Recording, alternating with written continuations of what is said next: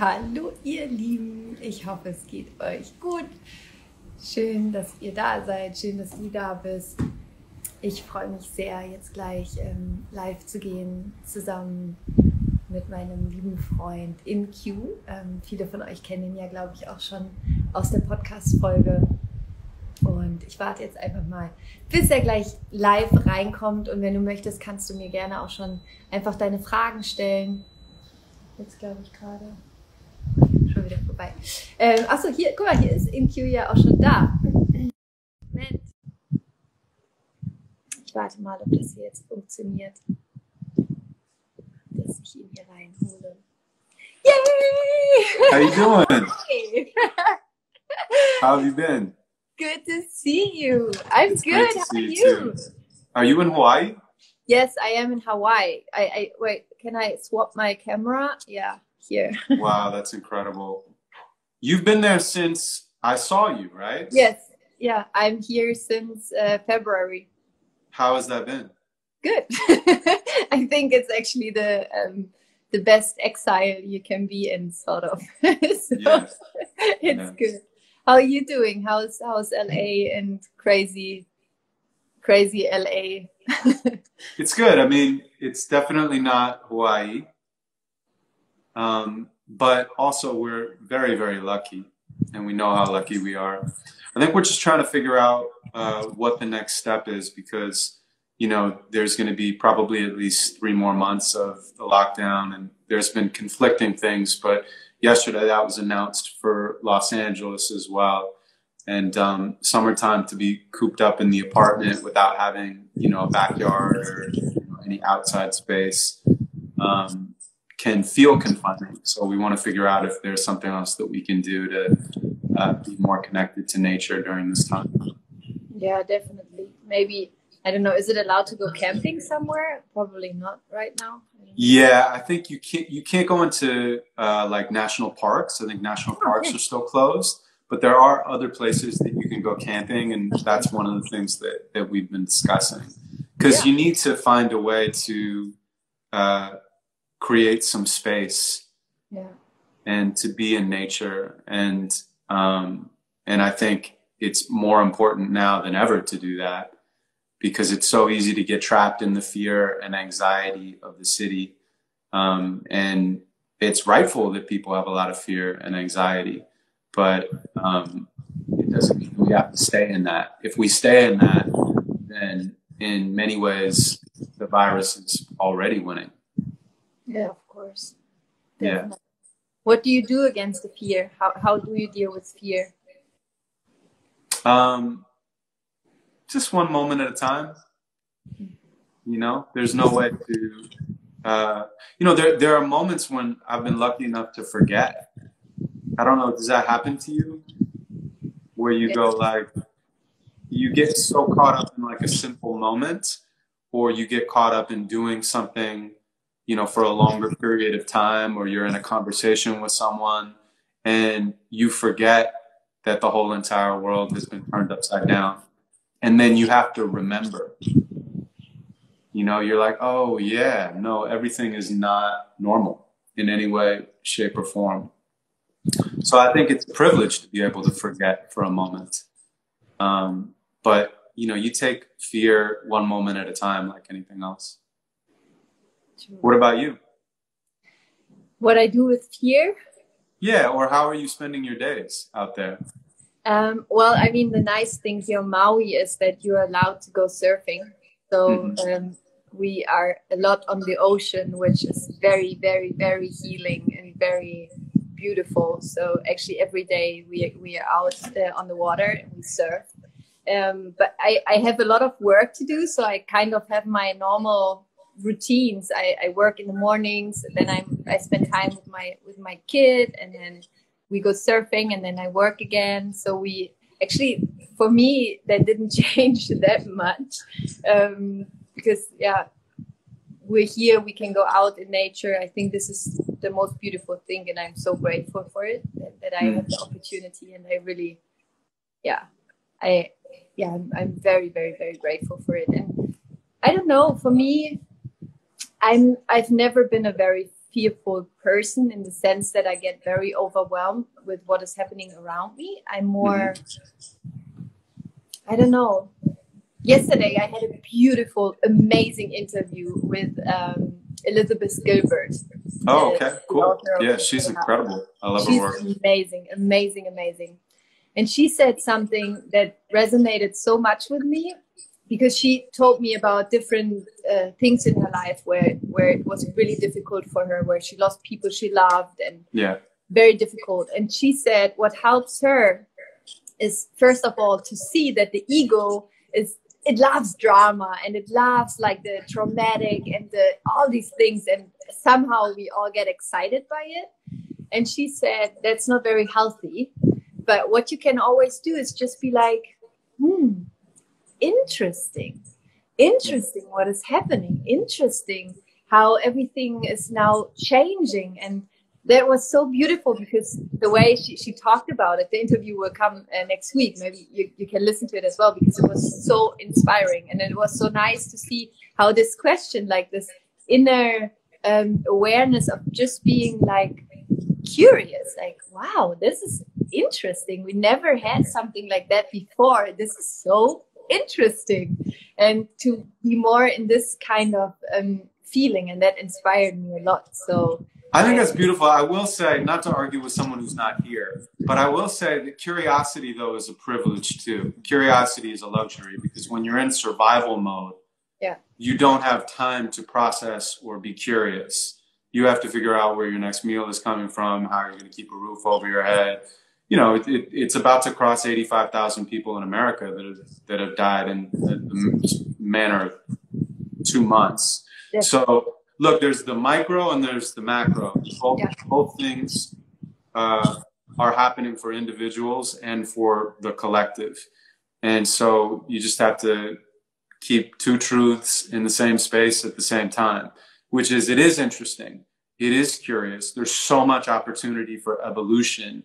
This has shaken up everyone's patterns and allowed them to see their lives and our lives from a perspective that they could not see before. And there's a huge opportunity in that. And then simultaneously, people are going through an enormous amount of pain and suffering. And so I think we do a disservice to ourselves by not acknowledging both things at the same time. Definitely. But I still think, even though, I mean, we all have been in very, very tough situations in our lives, like you, me, everyone. And I think still there is a chance in somehow being like, okay, how am I going to figure this out? How am I going to do this? How am I going to do the best next step now that I can do? And even though, of course, it is difficult, I still think that there is the opportunity or the chance to still lift yourself, kind of, or try at least to lift yourself up, and not let the outer circumstance totally break you down, because then anyways, this is not the solution usually to stay in there, I would say. Yeah, I definitely think eventually you have to get to that point, but it's hard to get to that point when you're in the midst of grieving or survival. So I think there is a process that people have to go through. And, you know, that's one of the things I would say there are a lot of people who are in a lot of pain right now. And so when they hear other people go, just stay positive, and it's hard to actually relate to that because of what they're going through in that particular moment. And so I would say holding space for all of it. And then, to your great point, ultimately, we all have to decide, what are we going to do next? How are we going to handle the things that are happening to us that feel out of our control? And so how can we take control for those things to try to make the best out of a difficult situation? And often, to build on that point, the things that are difficult in our lives are the things that really define who we are. Yeah. And they make us stronger. They make us better. They make us more compassionate, more empathetic, and more able to connect.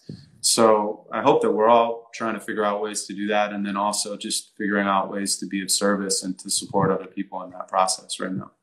Yes, definitely. Definitely. So let's talk a little bit about poetry, if you like, and talk about your amazing work. And yeah, give me 1 second. I just get away your book. Yeah, it's all good. So, oh, amazing.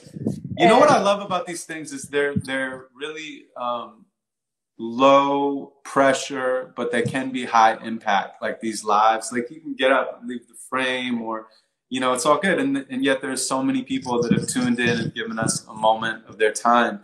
And I got such amazing feedback from our podcast that we did together. Really? Like, oh, I've gotten so many messages from people that really resonated with the poetry and ended up getting the book, and were just, I think, really connected to the conversation that we had. So that made me really happy, and I appreciate you opening up your space for that.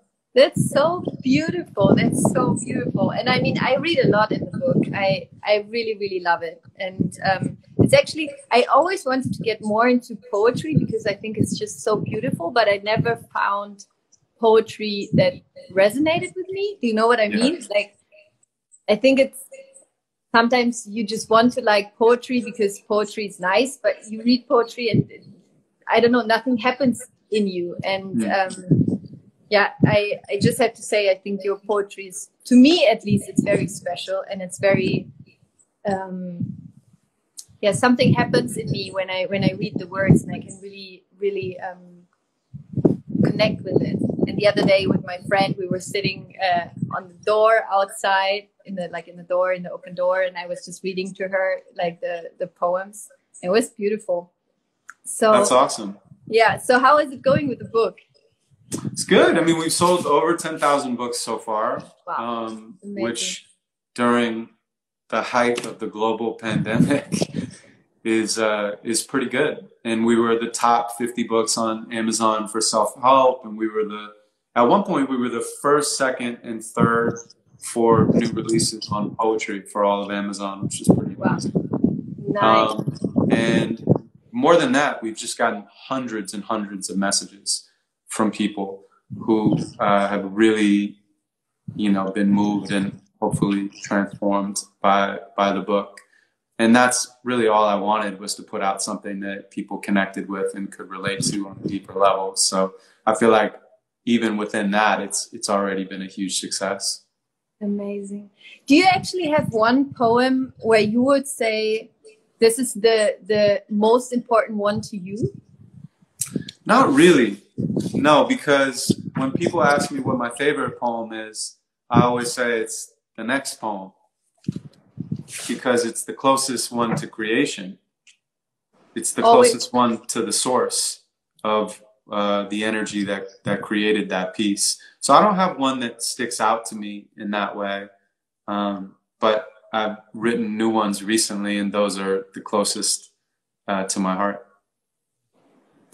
Well, for me, I mean, I love the one we also talked about in the podcast about what is right is right. When it's right. It's right. So that was the one that you had, the image stuck out to you. That's so crazy. That was so crazy when we discussed that. Yeah. And I gave you one of the earlier copies, so I have to give you like the full. No. I love this. I want to keep this. I have here my own writing from you. I want to keep this. I love it. This is for me absolutely perfect. I really, really love it. So do you have one poem where you would say, for the people also listening right now, that this would be a poem to uplift and to maybe give hope? And is there one, I'm just going to it. Is there one you would say that you could maybe share with us? Yeah, sure. I'm going to share something new, though, because it's more fun for me. Yeah, definitely. And if anybody wants to get the book, then they can get the book. The book is here. Or you can get the audiobook. But it's more fun for me to like share a new one. And so I'll read this one. Love is not soft, love is hard. Love is not smooth, love is scarred. Love is not perfect. Love is flawed. Love is not quiet. Love is loud. Love is not humble. Love is proud. Love is not certain. Love is doubt. Love is not leaving. Love's turning around. Love's learning to fight for the middle ground. Love is not gentle. Love is tough. Love is not fragile. Love is rough. Love is not thinking that love is enough. So I choose to love harder from the moment I wake up. Love is a revolutionary act. Love is an attack. Love is not abstract. Love is a fact. Love is not passive. Love is a passion. Love is not a feeling. Love is an action. Love is saying yes when you want to say no. Love is saying stay when you want to say go.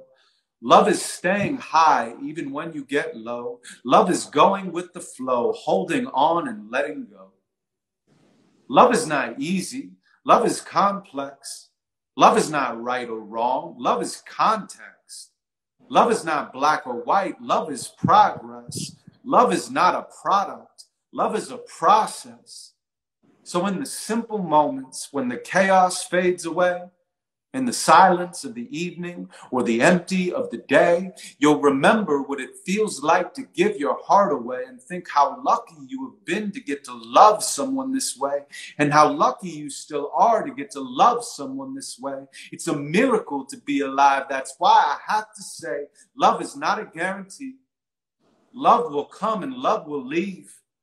Love relies on your belief, so it will bring you to your knees. Love is weak. Love is lost. Love is grief. Love is lost. Love is this. Love is real, but love is worth the pain we feel. And I won't let the fear of losing you limit how I'm loving you. I'm going to love you harder. It's a privilege to be hugging you.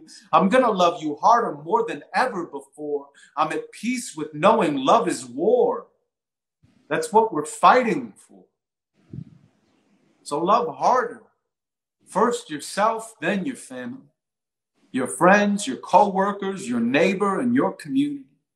Then try to love a stranger. Try to tap into your empathy. Imagine that you've known them and protected them since infancy. Now try to love the people that you don't love at all. Even people that you hate, fuck them all, love them all. And if you can't love them big, see if you can love them small. See if you can hold compassion for the asshole that they are. Because love is not soft. Love is hard. Love is scarred. Love is flawed. Love is loud. Love is proud. Love is doubt. And since love is most important when we do not know how, I will choose to love you harder in the never ending. Wow. This is so beautiful. I was just, the people in the chat, they were like, oh my God, write another book. Oh, that's nice. Thank you so much for sharing. This is so powerful. It's so beautiful. I love it so much. I appreciate it. It's amazing. I have to tell you something. So my father, he is like so much into literature, and he's the person I think who read most of the books I know, and he writes himself, and he's really into literature and language. And so he was listening to our podcast, and he sent me an email afterwards, and he was saying, wow, Laura, I just have to say, this man, he is a genius. It was amazing how he's living the poems. And he was so, and this is really not what my father does very often. Like, he's not a person that compliments very easily. Yeah. And he wrote me this email where he was just praising you. And he was saying, wow, this was so amazing. And he's now a really big fan of you. So I found this really beautiful. And, that's beautiful. Please, first of all, please tell him that I said hello. Yeah, and that I send my love, and that he did an incredible job in raising you. Thank you. You know, being a parent is a revolutionary act too. Yes. It really is, because you're literally raising the next generation. And if you're doing parenting right, and this is coming from someone who's not a parent yet, so I don't really know what the fuck I'm talking about, but if you are doing parenting right, you're literally a part of evolution. That's true. I mean, even if you're doing it wrong, you're a part of evolution. Yeah. But you are a part of evolution as soon as you become a parent. And hopefully every single generation looks back on the last generation and goes, what the fuck were they doing? You know, so that we can all continue to rise. But there's certainly a lot going on in the world right now. What did that poem make you think of? Did anything stand out for you specifically? Well, for me, it was the, I don't know if I remember it right, but you said love is to stay when you want to go, or love is to stay when you want to go. And I think this is something, especially in our generation, that we go really easily and then we leave really easily. When it gets tough or hard, we just say, no, it's not the right one, or no, it's not working. And I think sometimes it's important to stay. And I really like that in this poem, that it shows, and this is actually what for me is love, and this was what resonated the most with me, is that love is everything. Right. Love is also the tough moments. Love is also when someone goes. Love is when someone comes. Love is when everything changes. I think when you understand that everything is actually born out of love, when you like go deeper, deeper, deeper, at the end you will always find love. Even when someone does something really mean, usually it's because once they have been hurt out of love. Right. So actually they are just longing for love, and it's just a scream for love what they do. And so I think this is something really powerful to understand about love, that it's always there. And or even like to your great point, even, you know, when people are raised in environments where their love is pain, like love is kind of shown as pain, or love is shown as violence, or love is shown as mistrust, or anything like that, then actually them acting that way is their representation of love. Yes.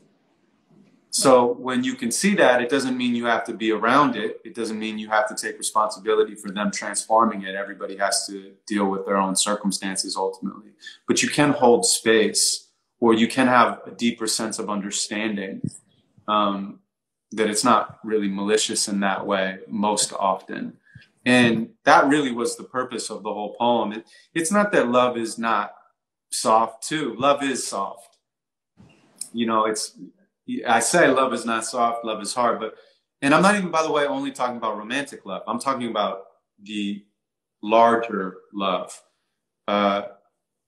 and how it shows up in every form. So it's not really that it's not soft, it's soft too, but that's the point, is it's everything. And a lot of people only think it's these good feelings. Mm-hmm. And so as soon as there's another feeling that shows up, they can abandon it. And sometimes you do definitely need to walk away, of course. But even when you're with the perfect person in the entire world, you're going to have to deal with all aspects of love. Yes. Yes. Yes, we both know. Yeah, definitely. Of course. And I mean, this is what is the beautiful thing about what happens when you truly love, that you allow to grow within the pain. I mean, this is what happens, right? Love is actually the glue that keeps you there and doesn't let you go, even though you want from your ego to go, or do something stupid. Yeah, so beautiful. So I just quickly check here in the questions, because some people are sending questions. Well, here's one question. I don't know if this is true for you, but she asks if you rely on the like on the phases of the moon, and like on the phases of nature also in your creativity, or if you're always creative, and if it's within you, or if you have phases where you feel more inspired, for example, with full moon, or.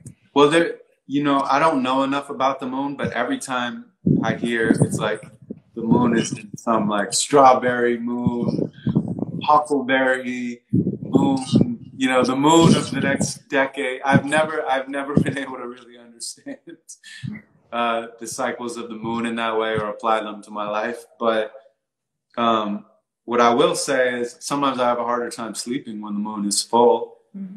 I wouldn't say that I consciously know that it affects my creativity. I just tend to be open to being inspired on a moment-to-moment basis, and it shows up whenever it wants to.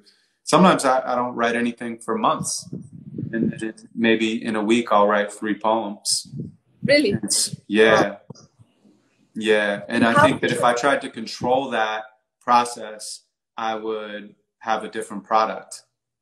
You know, if I tried to say, I want to write a poem now, I might be able to get something out, but it wouldn't be as inspired, I don't think, as is when I just wait until something hits me. And how do you deal when you say for months something you don't write anything at all?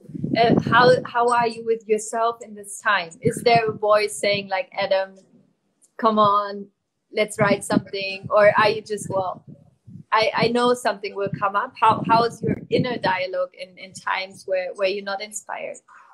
Well, if my whole identity is surrounded around me being a poet, then I would have a lot of fear and anxiety if inspiration didn't show up. You know, because I would be thinking, if I don't make my next poem, I won't be able to do my next show, or I won't be able to do my next book. And then how will I make a living? And then if I don't make a living, how will I feed my family if I don't? And then I'm going to die. I mean, you know, you could take the slinky all the way down the stairs until you're at the bottom stair.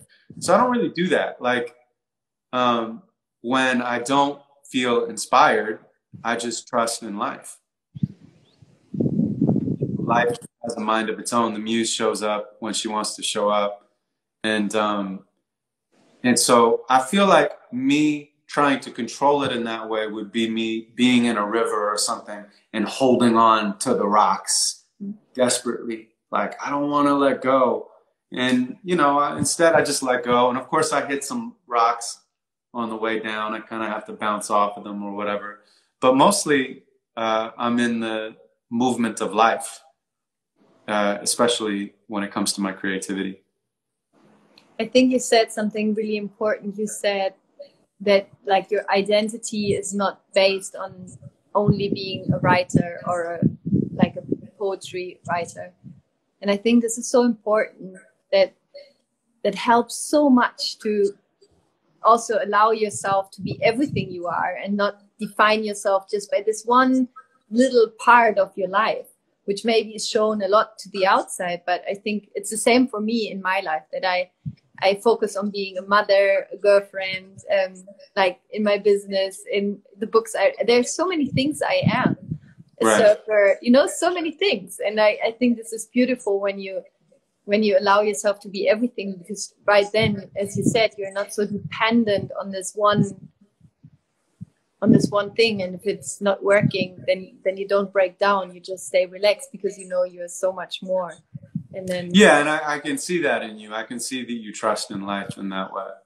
And maybe that's why, as you said in the beginning of the conversation, you don't have as much fear and anxiety in general as maybe some other people do. But I think that holding on to your identity in that way is also holding on to the rocks. And you can't be on an epic adventure in your life if you're holding on to who you've been.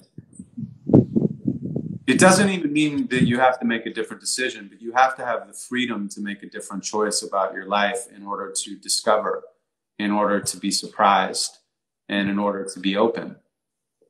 And so, you know, all of those different things that you mentioned are different parts of you, and they inform each other.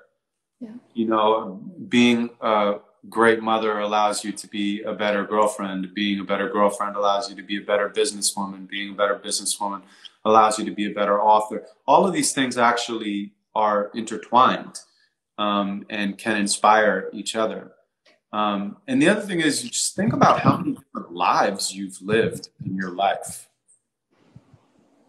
and how many different lives that you will live still from here on. And so I don't want to hold on you know, so desperately to who I've been. The other thing is, and this is the last thing I'll say about this, if I was completely tied up in my me as a poet, then it would be a pretty disappointing road, because I would always have to rely on what other people thought of my poetry for what my self-worth was. And the reality is, not everyone's going to like me. Not everyone's going to like my poetry, you know, and some people are not going to like me because I trigger them or I challenge them. Some people aren't going to like me because they think I'm a douchebag. Some people aren't going to like me because, I don't know, there's some unresolved karmic thing between us from the past. I have no idea, you know, but I know one thing: not everybody's going to like me. Not everyone's going to like my work. And if I need that to happen in order to feel okay about myself, you know, I'm just setting myself up for pain and suffering. So, yeah, definitely. There's this amazing quote. I actually don't know from whom it is, but it says, you can be the juiciest, nicest peach in the world, and there still will be people that don't like peaches. Right. And, this is how it is. It's exactly as you said there. And I mean, this is what makes life so interesting. And it's also not what it is about. I was just thinking about, also yesterday I talked with Elizabeth about it, that I also think that success has way more to do with your willingness to look really, really stupid than your willingness to look good. That's right. Because I was just thinking here about, because I go surfing here, and you know, when we go out on the water in Maui, there are all these people from Maui who surf, and they surf since they are like 1 year old, and of course they surf like, I don't know, like they're from another universe sort of, and then I come like the German. Right. And of course in the beginning I don't look like anyone who surfs for 25 years, but I am willing to look really stupid to one day be able to surf like the perfect wave, and I enjoy it. And I think this is with everything. With everything, you have to be willing to look stupid and to look that it's not working, to one day make it work, and not to always want to be loved, because then you will never ever get anything done. You're so right. And I have a line that says, if I never look foolish, then I'll never be brilliant. And that's exactly what you're talking about. And a lot of times, think about it, who grows the most is kids. Yeah. Kids grow at an alarming rate, and their bodies, of course, grow at an alarming rate. So their mind does too, and emotionally. But it's also, why do you think kids grow so much? It's because they're constantly outside of their comfort zone. Kids are never in control over their environment. And they're constantly looking stupid because they're constantly learning new things. And then what happens is we become adults and we get to this place where we go, okay, I got this. But first of all, you're never supposed to really get this. We should all look stupid until the day that we die. We should all be so lucky. And yet we usually will find something that we're good at. We'll find something that we can get validated by. We'll find something we can get monetized and paid for. And then we just stay there because it's too scary to look stupid again. Except if you are willing to look foolish and risk falling flat on your face, you will also have the opportunity to do something you've never done before, and possibly something no one's ever done before.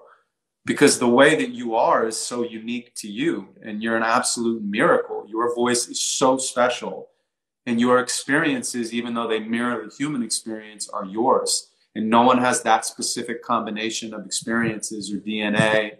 And so it's like, who would we be if our lives were just a constant adventure of looking stupid? I remember I went to Costa Rica once, and I decided to learn how to surf. And I was like, this young kid was teaching me. He was like maybe like 20 or something like that. And, you know, he was high the whole time. He was a cool dude, you know, he was like a surf kid. and he didn't give a fuck about me, but he was cool enough to like help me figure it out. And so I'm like in the water and I'm like learning to surf and I'm like horrible and my shoulders are burning and I'm out there for like an hour and a half and I did not catch one wave.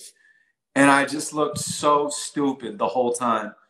And then at this one point, I like basically like I was paddling like super hard and I got up on like one wave and I was like barely able to stand. You know, I'm like, ah, like that. And I look like this and there's a fucking baby.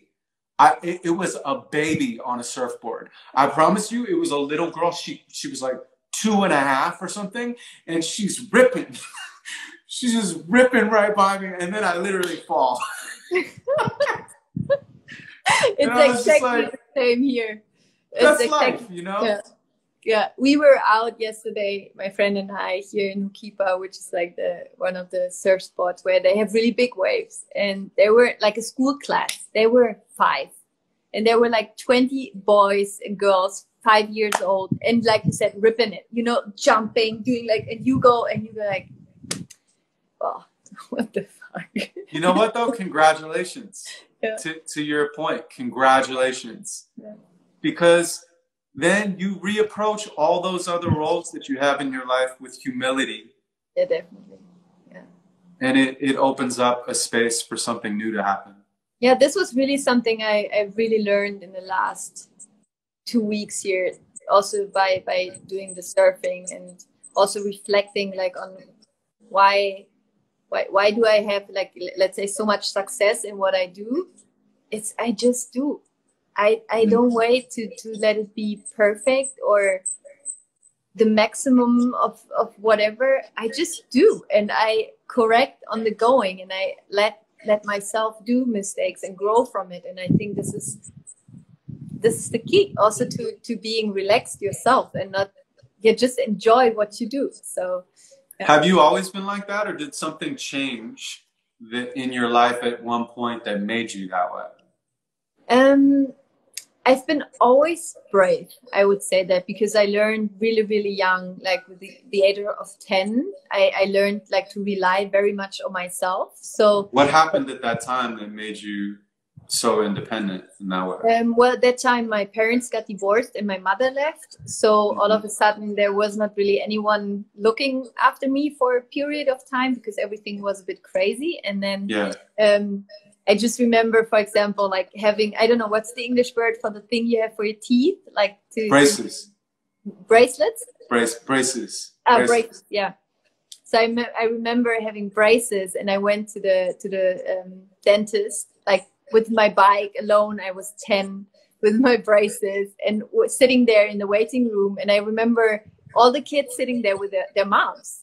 And I was the only kid sitting there alone with their braces, and those were just things I just did by myself. So very, very young, I learned to just do things by my own and just do it and see what happens.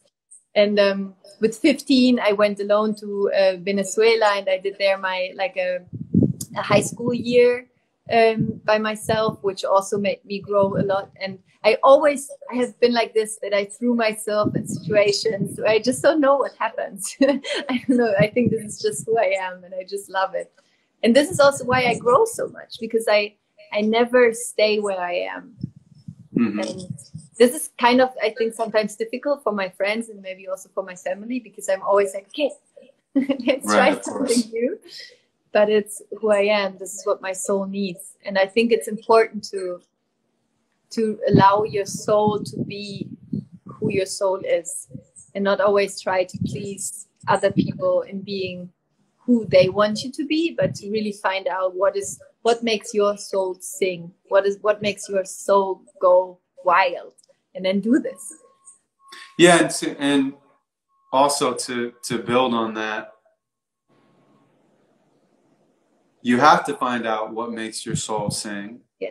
And that can change, yeah. Right? And part of the issue is that everyone is trying to be everything to everyone all the time. And as you said, you could be the most perfect peach in the world. but you can't be all the fruit all the time. You just can't. So I think acknowledging that is almost half the battle. Yeah, it's true. Nice. So should we finish with one nice? Yeah, sure. Poem? Which one do you want to hear? Can I choose? Yeah, of course. I'm like a poetic jukebox. Apparently. Okay. Seriously, I'm just like, you tap me on the head. And then just fucking... Okay, I see which one I'm going to press. I mean, it's long, but which one? The 85, or would it be too long?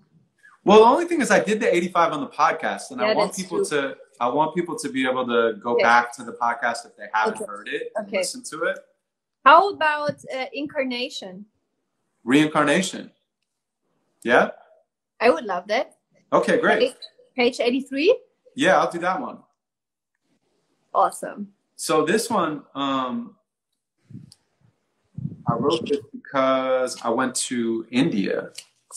And in India, you know, there's a real thing with reincarnation and with karma. And so, you know, a lot of people feel like, and there's massive amounts of inequality in India, but a lot of people feel like whatever they did in their past life brought them into the place that they are in this life. And while I think that is very dangerous in terms of the caste system, yes, from my outside perspective, whatever that's worth, I also found it really incredible that some of the happiest people that I saw were in poverty.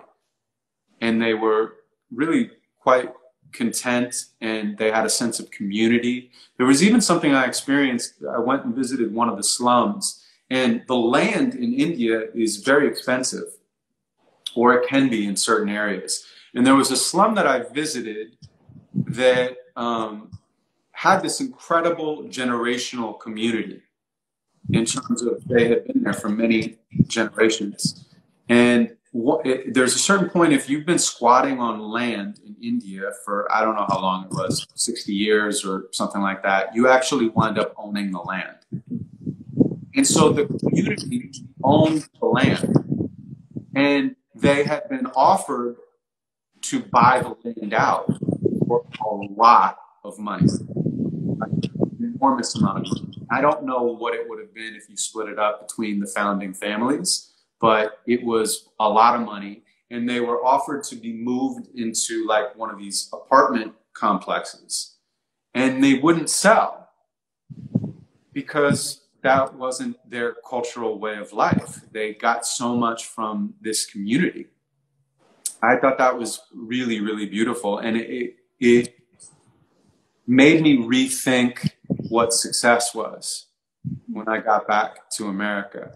And then I started imagining what would happen if I died. And that was how this poem started.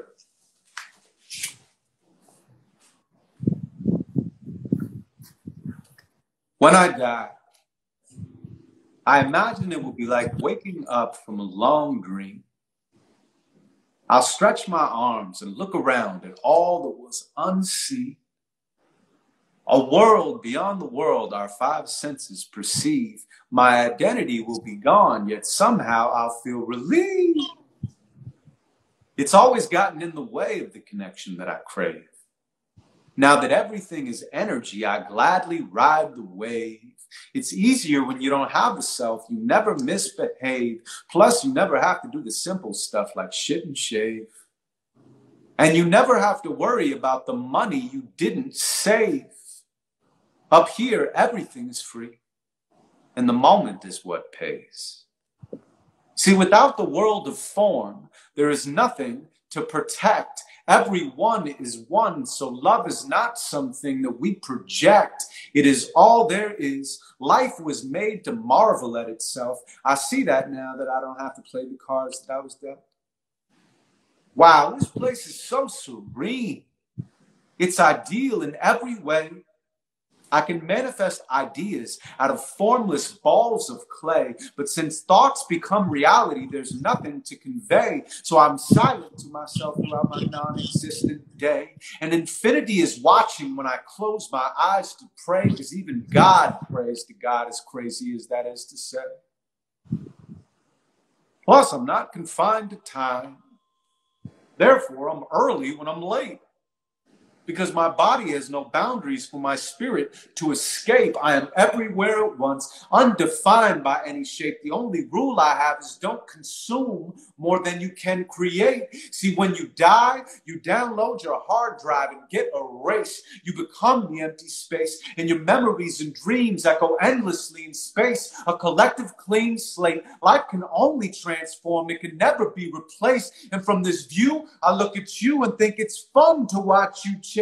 Secretly, sometimes I even wish that I could take your place. I kind of miss the ups and downs, all the triumphs and mistakes, the science of the human state. There's a language to the universe, and most times it takes us lifetimes to translate. Then we can learn to speak our fate, to compassionately love or to compassionately hate. But the dichotomy is vast, so the suffering is great. We don't remember life's a mask, so we're dying to escape, and we're living to escape. And the pressure gets so heavy, we don't even want to wait, getting crushed under the weight. We're so impatient that we try to bust the lock on heaven's gate.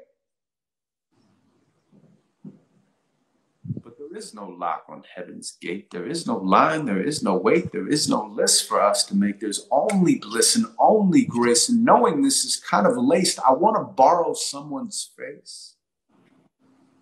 I want to have amnesia too, so I can take the ride like you. And in an instant, I'm being pushed into the light. I almost fit, but not quite. I hear a woman scream and fight. I try to help with all my might. The doctors pull me into life. I open up my eyes to sight. The room is big and bright and white. The nurses clean me with a wipe. They label me a gender type. I can't remember why I came. And then I hear her say my name. And suddenly I feel an overwhelming calm. They wrap me in a blanket and place me in her loving arms. And for a moment, I'm alive and I know I belong. I look into her eyes, and once again, I meet my mom.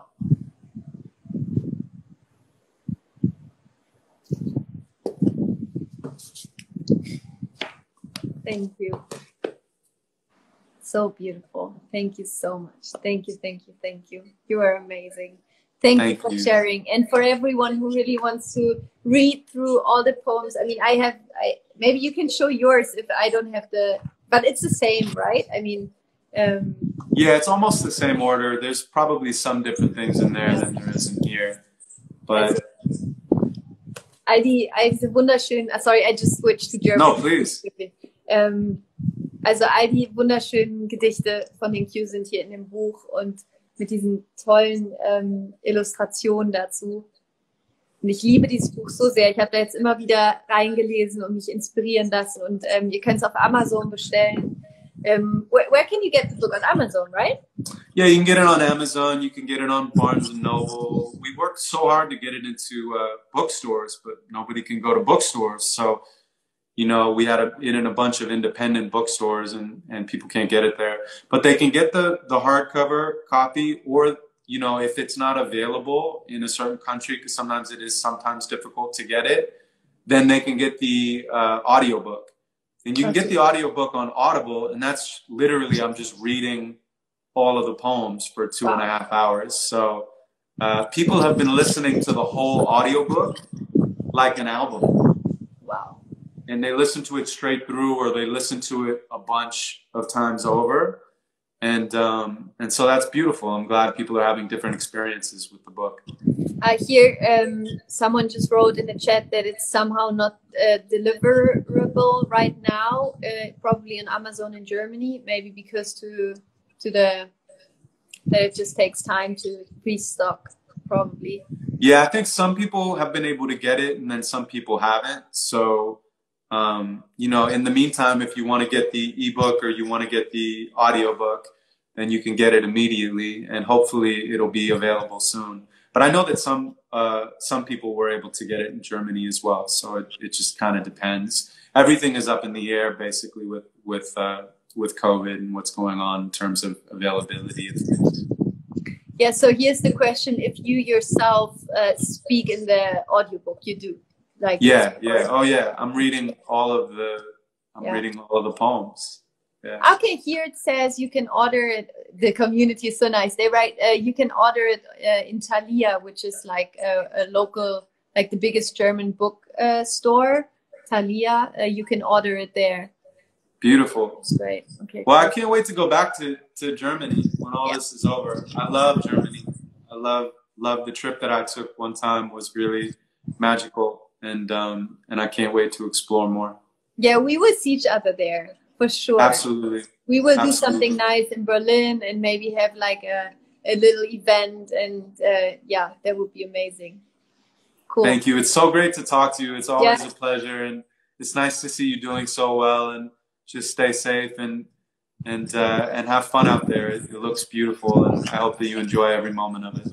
Thank you, Adam. You too. Thank you for taking your time and for sharing your poetry. And it's always like, it's so opening, so beautiful. So thank you just so much for doing what you do, and take care, and thank you for spending time with us. And good night to Germany, to everyone going to bed right now. It's 11 p.m. in Germany, so everyone goes to sleep. And yeah, you take care. All the best, and talk to you soon. Bye-bye. Sweet dreams. Bye-bye. Ciao.